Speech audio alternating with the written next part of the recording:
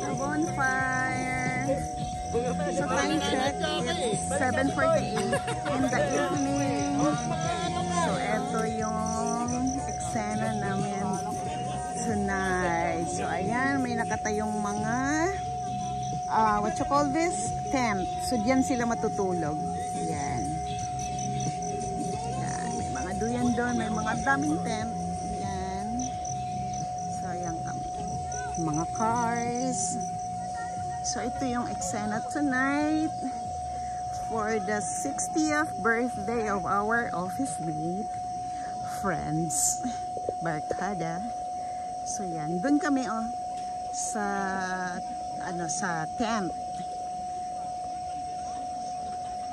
Diyan kami matutulog. Ayan si Carabao, dun yung namin, yung what you call that, kubo. You know what's the English of kubo? So that's it. This is a private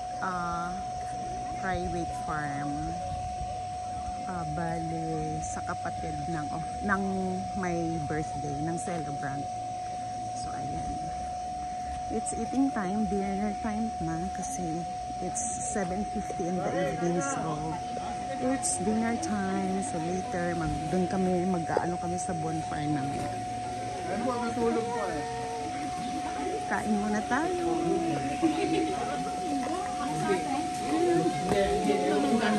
Bakit hindi matulog sa tinuan?